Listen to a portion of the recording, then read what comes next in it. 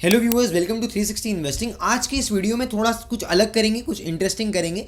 हम normally investing के बारे में जब बात करते हैं तो आपने सुना होगा लॉन्ग टर्म इन्वेस्टिंग, या फिर मेगा ट्रेंड्स में इन्वेस्ट करना, या तो सिक्लिकल इन्वेस्टिंग के बारे में सुना होगा, मोमेंटम इन्वेस्टिंग होता है, ग्रोथ इन्वेस्टिंग होता है, वैल्यू इन्वेस्टिंग होता है। लेकिन आज हम इन सबसे अलग थोड़ा अलग बात करने वाले हैं, that is on dividend investing. अब डिविडेंड इन्वेस्टिंग क्या होता है इसके बारे में हम समझेंगे। ऑल्सो मैं आपको थोड़ा स्क्रीनर बताऊंगा कि किसके थ्रू आप वो स्टॉक्स को फिल्टर कर सकते हो जो बेस्ट डिविडेंड पेइंग स्टॉक्स हैं।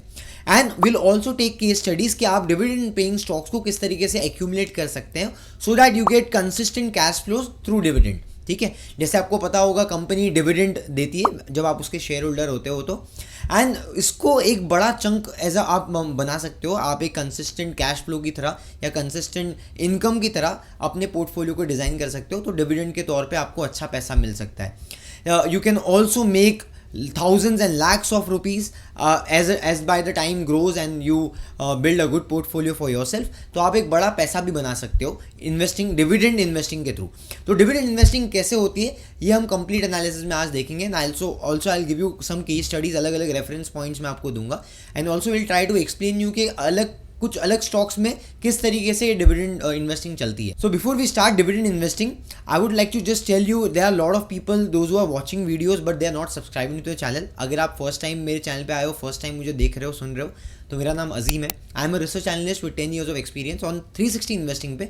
हम 360 रिसर्च करते हैं, तो अगर fundamental analysis, technical analysis, frameworks, data analytics, sector analysis, बहुत सारे केस स्टडीज और डिटेल एनालिसिस आपको फ्री ऑफ कॉस्ट इंजॉय करने हैं, सीखने हैं, समझने हैं, तो इस चैनल को सब्सक्राइब कर सकते हैं। Okay, so smash the like button before we start the analysis and stay tuned till the end. With this let's get started.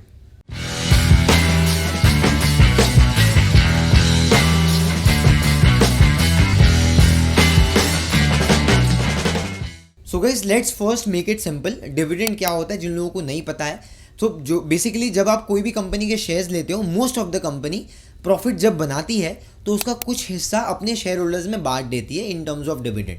अब ये ज़रूरी नहीं है कि कंपनी जब भी पैसा बना रही है, प्रॉफिट बना रही है, तो अपने शेयर होल्डर्स को डिविडेंड देगी ही।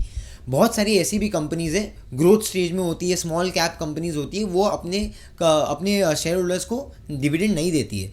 मोस्टली अगर आप देखोगे बैंकिंग में डिविडेंड काफ़ी कम होता है, जहाँ पर रिसर्च R&D कॉस्ट ज़्यादा होता है वहाँ पर डिविडेंड्स कम होते हैं। इनफैक्ट कंस्ट्रक्शन स्पेस में जहाँ पर कैपिटल इंटेंसिव बिजनेस होता है, या फिर बेसिकली अगर आप एविएशन इंडस्ट्रीज़ में भी ले लोगे, जो कंपनी प्रॉफिट्स नहीं बना पा रही है वो आपको डिविडेंड नहीं देगी। ठीक है, in most of the cases.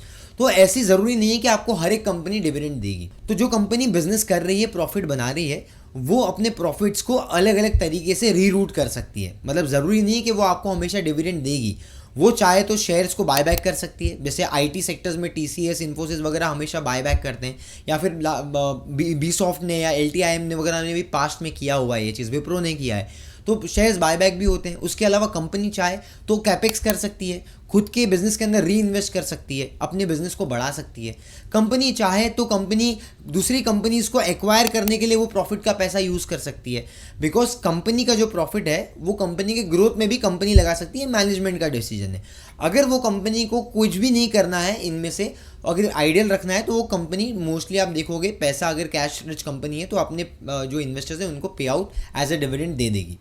लेकिन यहाँ पर एक मिथ भी होता है, बहुत सारे लोगों को गलतफहमी होती है कि मान लो आपने कोई एक स्टॉक प्राइस होल्ड किया है, स्टॉक अपने निवेश किया है किसी में जिसका प्राइस है 1000 रुपीज़। मान लो उसने डिविडेंड अनाउंस किया और आपके यहाँ पर बड़ा बड़ा ऐसा टेलीविजन पे न्यूज़ फ्लैश हुई कि XYZ कंपनी ने 100% डिविडेंड अनाउंस किया। अब 100% का मतलब क्या है? क्या 100% का मतलब ये है कि भाई 1000 रुपीज़ का मेरा स्टॉक का प्राइस है तो मुझे 1000 पे 1000 रुपीज़ मिलेंगे? ऐसा बिल्कुल भी नहीं है।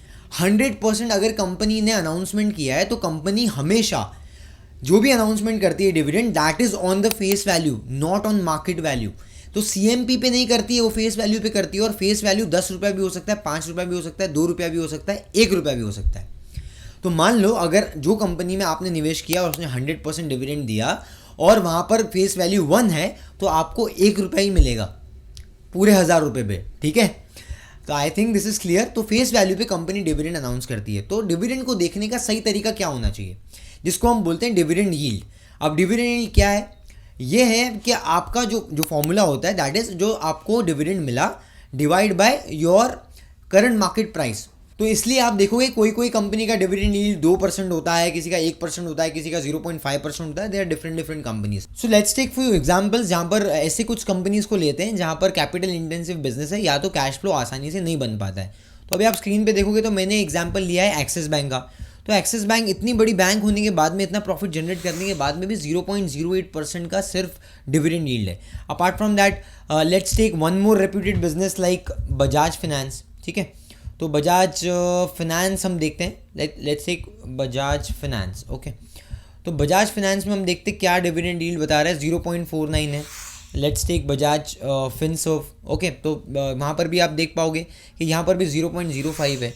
तो ये तीनों भी जो हमने कंपनी देखी फाइनेंशियल स्पेस में, वहाँ पर आपको कम दिखा। तो जैसे कि अभी आप देखोगे KNR कंस्ट्रक्शन का मैंने एग्जांपल दिया, कैपिटल इंटेंसिव बिजनेस होता है कंस्ट्रक्शन स्पेस का, और यहाँ पर आप देख पाओगे 0.08% है। अब एक और एग्जांपल ले लो, मैक्रोटेक डेवलपर्स लोधा है, यहाँ पर भी आपका डिविडेंड यील्ड काफ़ी कम है, 0.19।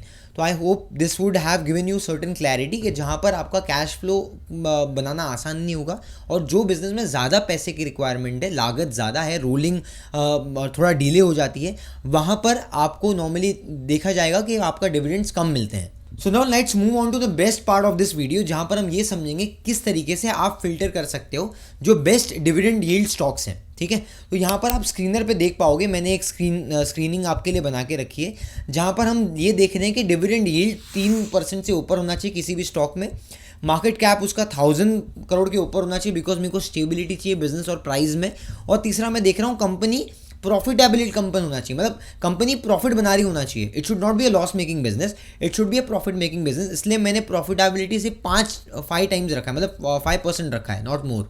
तो यहाँ पर हमारा बहुत बेसिक सा फंडामेंटल कॉन्सेप्ट है। यहाँ पर आप आओगे, इसको मैं अगर किसी को चाहिए सेफर साइड पे, तो what we can do is, बहुत ज़्यादा फर्क नहीं पड़ेगा, हम इसको 10 भी कर सकते हैं। So if you make 10 and if you run this query, so will get 26 companies, 26 company मिल रही है आपको। अब 26 कंपनी में on the right hand side आप देख पाओगे कि यहाँ पर डिविडेंड यील्ड की बात हो रही है, that is 7% highest in IOC, मतलब इंडियन ऑयल कॉर्पोरेशन आपको 7% दे रही है, BPCL 6% दे रही है, CPCL भी आपको अप्रॉक्सीमेटली 6% दे रही है, फिर HPCL आपको 5%, कोल इंडिया 5%। तो लॉट ऑफ कंपनीज जिन्होंने 3% से ऊपर का डिविडेंड दिया है।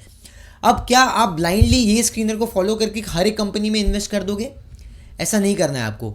So I am giving you now a step by step guide कि किस तरीके से आपको बेस्ट कंपनी इसमें से फैक्टर करना है, because you are not going to invest in all these 25-26 companies. ठीक है, तो सबसे इंपॉर्टेंट चीज़ आपको ये समझनी है, ऐसी कंपनी जो ग्रोइंग फेज में, जिसका बिजनेस ग्रो कर रहा है, टॉप लाइन बॉटम लाइन भी ग्रो कर रही है। तो लेट्स से फॉर एग्जाम्पल कुछ मैं आपको एग्जाम्पल्स दे रहा हूँ इसमें से, जैसे आपका उज्जीवन स्मॉल फाइनेंस है। ठीक है, यहाँ पर 3.5% का आपका जो बेसिकली यील्ड है 3.7% का है। क्या हम उज्जीवन स्मॉल फाइनेंस में इन्वेस्ट करेंगे just for the sake of getting dividend yields? मैं बिल्कुल भी नहीं करूँगा। The reason why is because small finance, micro finance में साइकिल जल्दी जल्दी चेंज होता है, और जब खराब साइकिल आता है लेंडिंग स्पेस में, तब 2-2 साल तक स्टॉक में परफॉर्मेंस नहीं आता है, and you can in fact see that 50% of your capital gets eroded, मतलब 40-50% का ड्रॉ डाउन आपको देखने मिलता है।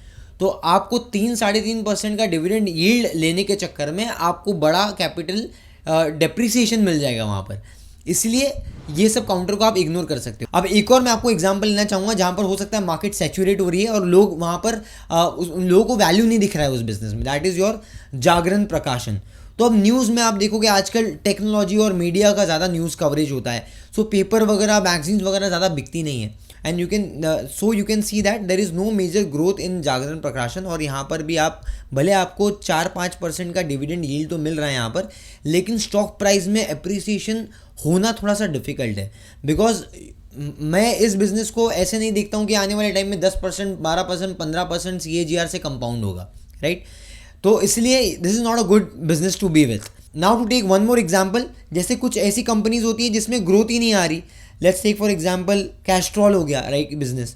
तो अब कैस्ट्रॉल में अगर आप एक बिजनेस है जहाँ पर मैं आपको बताऊँगा सी दिस, तो let's take for example Castrol. तो कैस्ट्रॉल में जाके हम देखते हैं what is the sales growth, top line bottom line growth for Castrol. आप देख पाओगे पिछले 5 साल में 5% का टॉप लाइन ग्रोथ है, 4% का आपका प्रॉफिटेबिलिटी ग्रोथ है। तो जब कंपनी ये फेज़ में है कि भाई 5% लास्ट 3 साल का 4 साल का उनका 5% 4% का ग्रोथ है, मतलब नॉर्मली जीडीपी से नीचे का ग्रोथ है, तो आपको वो कंपनीज़ में डिविडेंड के लिए इन्वेस्टमेंट नहीं करना है, बिकॉज ख़राब साइकिल में ये कंपनीज़ करेक्ट होंगी। तो इन्वेस्ट कहाँ करना है? लेट्स टेक फॉर एग्जांपल, आप इन्वेस्ट कर सकते हो HPCL BPCL में, कंसिडरिंग कि आपका ऑयल प्राइजेस लोअर लेवल पे है, कंपनी प्रॉफिट्स बना रही है और वैल्यूएशन फेवरेबल है, तो आप ऐसी कंपनीज में जा सकते हो जहाँ पर आपका कंसिस्टेंट डिविडेंड यील्ड है और प्रॉफिटेबिलिटी भी आपके साथ में है। दूसरी चीज़ होती है कि एक कंसिस्टेंट कंपाउंडर है, जैसे we all know it by the name of ITC। तो ITC में भी आप इन्वेस्टमेंट कर सकते हो, because I think ITC has given a lot of good dividends in the past, और ITC एक ग्रोइंग कंपनी है, स्टेबल ग्रोइंग कंपनी है, तो वोलेटिलिटी का रिस्क नहीं है, बिजनेस का कोई बहुत बड़ा रिस्क नहीं है, अनटिल अनलेस गवर्नमेंट बहुत रिस्ट्रिक्टिव और बहुत स्ट्रिक्ट नॉर्म्स लेके आ जाए इस इंडस्ट्री के लिए। तो बेसिकली यहाँ पर आप देख पाओगे 2.79% का यहाँ पर डिसेंट आपका डिविडेंड यील्ड है, ये 3% से नीचे है, लेकिन क्योंकि कंसिस्टेंट कंपाउंडर है इसलिए भी आप बहुत सारे लोग इसको कंसिडर करते हैं ITC को। उसके अलावा they are stocks like VDL Vedanta, जो कि 3% 3.5% से ज़्यादा का भी डिविडेंड देता है। यहाँ पर आप देखोगे रिसेंट टाइम्स में डिविडेंड यील्ड और इम्प्रूव हुई है, 7% का डिविडेंड दिया है, लास्ट क्वार्टर में भी डिविडेंड दिया था। सो बैक टू बैक अच्छे डिविडेंड्स दे रहे हैं वेदांता, इसलिए बहुत सारे लोग अब वेदांता को as a dividend paying company consider भी करते हैं। In fact there is one more name I would like to add, that is Coal India.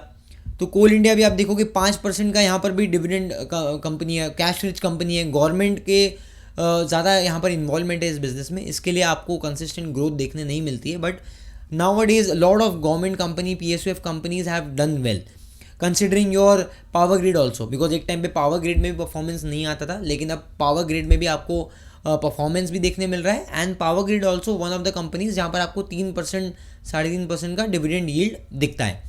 So I have given you lot of case studies. Now to play this certain kind of case studies, let's say for example हमने वेदांता की बात की, तो अब इसको कैसे play करना है। सो अगर आप वेदांता का एग्जांपल लेते हैं, बाकी हुए दूसरे कमोडिटी या मेटल कंपनीज की बात करते हैं, तो उनका जो साइकिल रहता है वो बहुत ज़्यादा रैंडम होता है और इसलिए इनको ट्रैक कर पाना मुश्किल होता है। लेकिन मैं आपको फिर भी एक बेसिक इसका एक हैक बताता हूँ, इसका एक बेसिक हैक बताता हूँ। तो यहाँ पर आप देख पाओगे वेदांता जो है वो प्रोडक्शन में इन्वॉल्व है, जिंक के, लेड के, silver, copper, aluminium and iron, right. So ये सब चीज़ कर रही है कंपनी, ऑयल गैस वगैरह भी एक्सट्रैक्ट कर रही है। अब जब हम वेदांता ग्रुप की बात करेंगे तो आपको ये समझना है कि यहाँ पर जो परफॉर्मेंस है, मतलब क्या होता है कि यहाँ पर परफॉर्मेंस होता है जो स्टॉक प्राइस का, वो बहुत ही ज़्यादा ड्रास्टिक होता है, वोलेटाइल होता है। मतलब देयर आर टाइम्स जब भी आपका प्राइस बहुत ज़्यादा नीचे गया है, you can see this, stock price has gone down towards 60-70 rupees, और आज वही स्टॉक आपका 500 रुपये चल रहा है। सो आप में से कोई भी ये नहीं चाहेगा कि आप 500 रुपये पे इन्वेस्टमेंट करो to earn 7% 6% of dividend yield, और 1-2-3 साल के बाद में आपका स्टॉक प्राइस 100 रुपये पे आ जाए, बिकॉज जितने का तो आपका डिविडेंड नहीं मिलेगा, उससे ज़्यादा तो आपका कैपिटल इरोड हो जाएगा। तो हम कभी भी कैपिटल डेप्रिसिएशन के लिए इन्वेस्टमेंट नहीं करते, हमारा प्राइमरी मोटिव होना चाहिए कैपिटल एप्रिसिएशन विद सेफ्टी। उसके बाद आपको ओवर एंड अबाउ अच्छा डिविडेंड मिल गया, so that is a cherry on the cake, right. और इसीलिए आपको इस साइकिल्स को समझना ज़रूरी है। तो जैसे अगर आप पास्ट में, मैं 10 साल का अगर होराइजन लेता हूँ, तो you can clearly see this के प्राइस कैसे बिहेव किया है। 2017 में यू कैन सी दिस, 2017-18 में टॉप हो गया था, पीक हो गया था वेदांता, और 2019 तक स्टॉक ऑलमोस्ट हाफ हो गया था, मतलब आधे से भी कम हो गया था। अब हम जब इसको पी रेशियो और EPS के टर्म्स में देखेंगे तो you can clearly see this, 2017 और 2019 के बीच में ही आपका EPS का ग्रोथ भी डी ग्रोथ हुआ था, ठीक है। अब यहाँ पर हम इसको लेते हैं in context to your price analysis. अब सेम चीज़ आपको देखने मिल रही है यहाँ पर प्राइस एनालिसिस टर्म्स में कि 2018 और 2019 के बीच में यहाँ पर भी आपका प्राइस में इरोजन हुआ एंड आपके अर्निंग्स में भी मोमेंटम डीरेल हुआ। और इसलिए भी एक चीज़ ये बोली जाती है कि कभी भी जब आप मेटल इंडस्ट्रीज़ में इन्वेस्टमेंट कर रहे हो, तो जब मेटल इंडस्ट्री के अर्निंग्स का पीक हो गया साइकिल, तो वो टाइम पे आपको बेच देना है और जब कंपनी का 2-3 साल परफॉर्मेंस नहीं है, जब परफॉर्मेंस नहीं आ रहा है 2 साल में, तब आप उसको लोअर लेवल पे ऐड ऑन कर सकते हो। जब बहुत ज़्यादा पीक हो गया, एक्सपेंसिव हो गया, तब आप उसको एग्जिट कर सकते हो in terms of price, because हर 2-3 साल के मोमेंटम के बाद में आपको 1-2 साल का अंडर परफॉर्मेंस मेटल इंडस्ट्री में देखने मिलेगा। And you can see this with respect to your Tata Steel, your JSW Steel, Vedanta, ये सारे ही कंपनीज में सिमिलर पैटर्न आपको देखने मिलेगा। If you really want to understand तो आप खुद भी जाके बैक टेस्ट कर सकते हो and let me know in the comment section. अब सबसे इंपॉर्टेंट बात आती है कि आपको कंसिस्टेंट कैश फ्लो कैसे मिल सकते हैं इन टर्म्स ऑफ डिविडेंड इन्वेस्टिंग। तो आपको कुछ ऐसी कंपनीज में इन्वेस्टमेंट करना है जो आपको प्रॉफिट्स भी दे रही है और आपको डिविडेंड्स भी दे रही है। अब जैसे जैसे आप अपने पोर्टफोलियोज को बड़ा करते चले जाओगे, वैसे वैसे आपको डिविडेंड अमाउंट बड़ा मिलते चले जाएगा consistently, because lot of good companies आपको डिविडेंड देती है।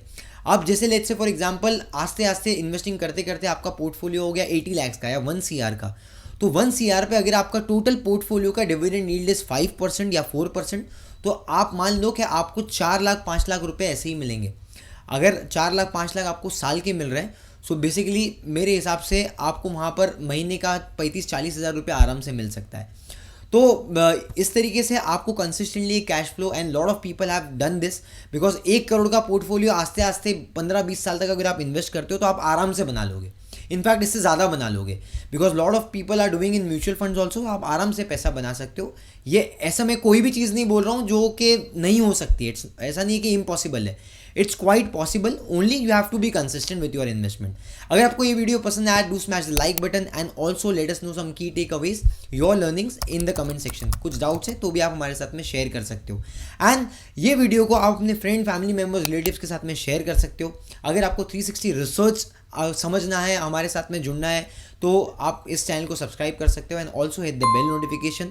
आने वाले टाइम में हम और ऐसे ही वैल्यू एडेड वीडियोस आप लोगों के लिए लेके आते रहेंगे। आई होप ये वीडियो का कॉन्सेप्ट आपको क्लियर हो गया। सो मिलते हैं अगले वीडियो में with new learning, with new strategy, framework, case studies. Till then keep learning, keep growing with 360 investing. This is Azeem signing off. Till then, be consistent with your investment because hope is not a strategy. Thank you.